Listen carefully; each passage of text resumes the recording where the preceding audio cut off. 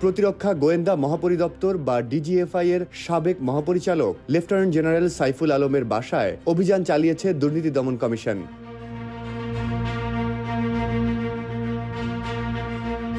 রোববার বিকেলে দুদকের মহাপরিচালক মোহাম্মদ আক্তার হোসেন সাংবাদিকদের এই তথ্য নিশ্চিত করে জানান, অভিযানের সময় সেনানিবাসে সাইফুল আলমের বাসা থেকে 2,45,00,000 টাকা জব্দ করেছে দুদক।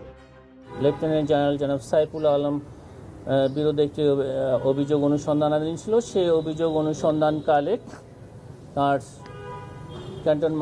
ক্যান্টনমেন্টস্থ বাসায় অভিযানকালে গোপন সংবাদের ভিত্তিতে একটি অভিযান পরিচালনা করা হয়।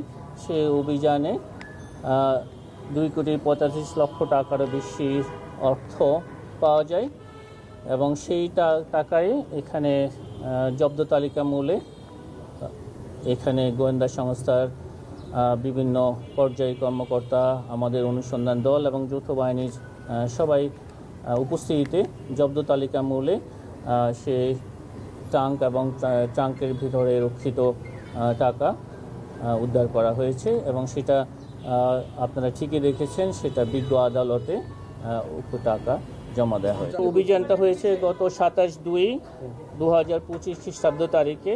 এটা গোপন সংবাদের ভিত্তিতে এই অভিযানটা পরিচালনা করা হয়েছে।